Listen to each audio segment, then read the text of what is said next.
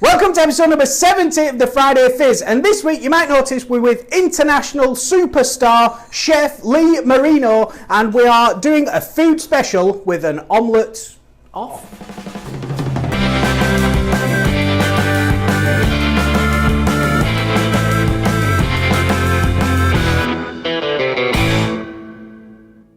So you might be wondering, who is this funny looking geezer next to me?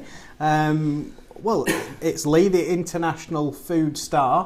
Why don't you just introduce yourself? Tell us a bit about yourself. Yes, my name's Leigh. I'm a restaurant owner and business person, you could say, from Melbourne, obviously because of my accent. G'day, Mick Dundee from Australia.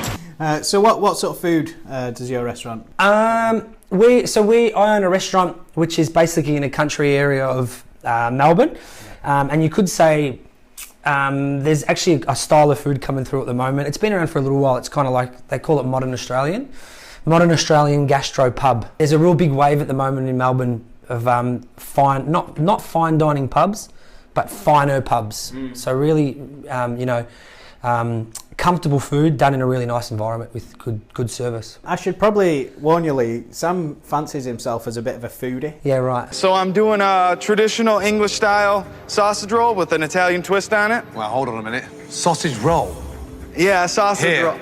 So he thinks he knows about food, so I think we should... So later on, by the way, we're going to do a bit of a competition on... What's it called? The Omelette Challenge. The Omelette Challenge. Saturday Kitchen's Omelette Challenge. Let's go.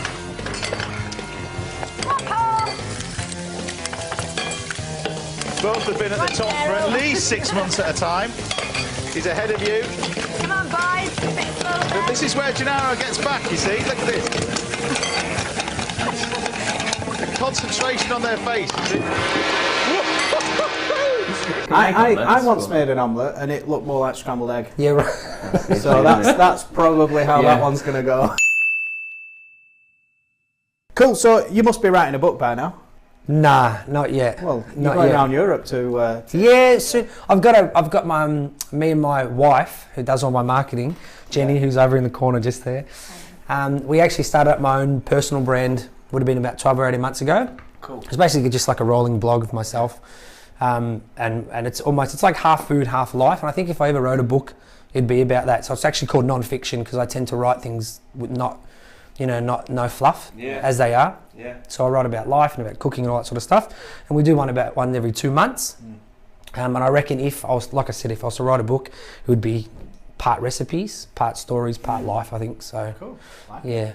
So where did you start? Like, how did you get started in food? In country, so basically, I'd say the Preston version of Australia.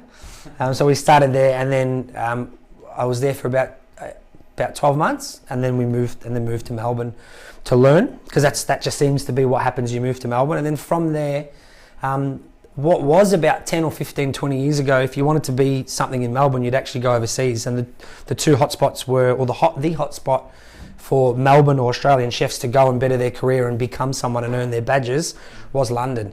Do you think social media has affected the food world like it's affected everything else? Absolutely. Yeah, absolutely. What way, just in exposure? Or? We used to, I don't know if you got the same joke here, but we said for a while now, everyone's become a fucking chef. Dad, what are you doing?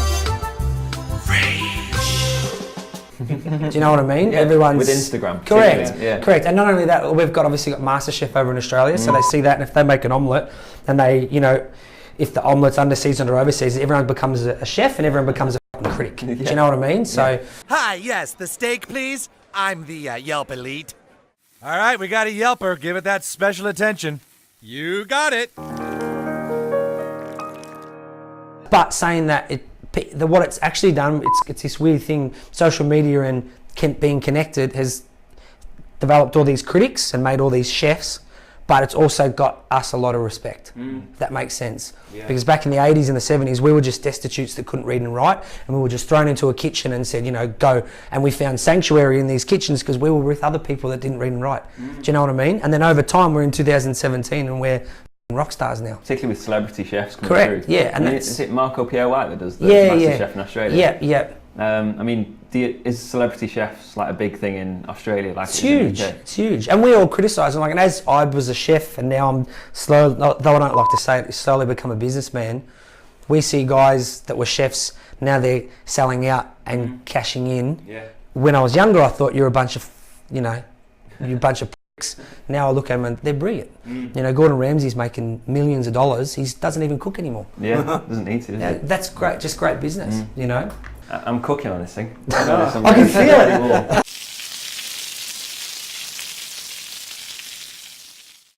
Cool. So yeah, right. I think we should have an omelette off or whatever it's called.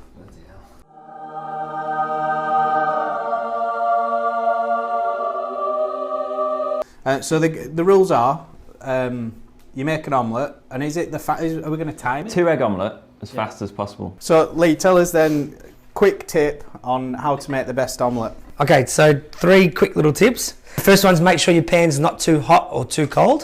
Yeah, too hot, your butter will burn, your eggs will set too much, and too cold, nothing will happen and you'll lose. Right. Second Second tip, don't whisk the eggs too much. Yeah. So you're not trying to make them light and fluffy before you go in. So you get that beautiful mosaic that an omelette has. And then the third one, which most people don't know, is don't season your eggs before they go into the pan. Yeah. Go.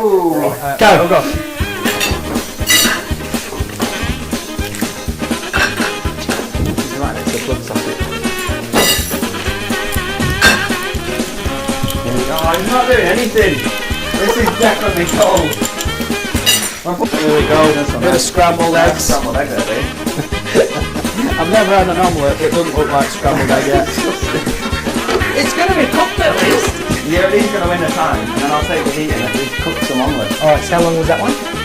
That one was about Alright, so you got to go. Your timer starts now.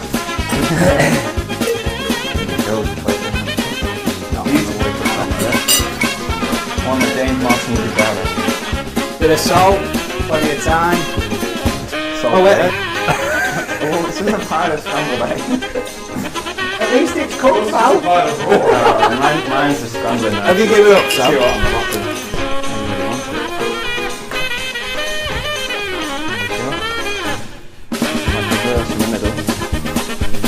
In the middle. Keep cooking once it's off the heat. A or B? Which one looks like an omelette? Okay, so Leigh, who won? It was close. Was it close? So you Good, got the, close. Yeah, so you got the time. Yeah, easy. The flavour was about the same. Surprise, surprise. It was. He's got the shape. Ah, yeah, you did have the shape. Yeah. So what do you reckon then? You got to pick a winner. Has to be. Unbelievable. Sorry. Unbelievable. The loser was food. Right? Yeah. Leigh's going to show us how to do it now, and this is basically career-defining moment. Yeah. This is what people will look back on in years to come when you've made Remember it. the Friday Fizz? When you that omelette. Alright, I haven't made an omelette without oil in ever. 3, 2, 1, go. Okay. So you didn't put butter in first. You've got a spatula as well. Yeah, it's all good. There you go. Nice even seasoning, unlike the pile of salt I put on mine. Yeah. Yeah, don't worry, just get rid of it there. It's better be non-stick, like it says. Be lucky. Not convinced. After what Dave did with that fork, he scraped everything off it. Good bit of time, yeah. Oh, that's lovely. So that's what I was going for. I didn't really execute it the same. And then just to finish. Oh, this is quality. Yeah. This is why you pay £10 extra. Yeah. So I can spin. Oh. Put a bit of butter over the top. Lovely. Time. 1 minute 31. Ooh, right in the middle. Yeah.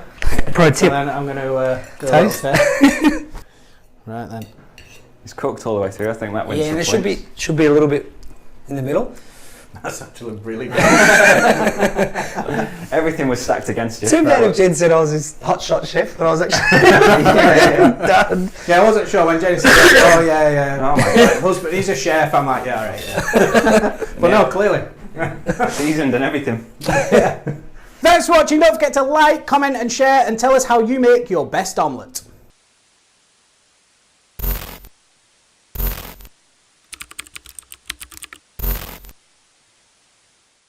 Do you not put like milk and butter and stuff in, or? This is not an omelette. This is like not in the omelette challenge. This is just egg. Yeah, that's it. You can put a bit of butter in if you want, but we don't have any. So.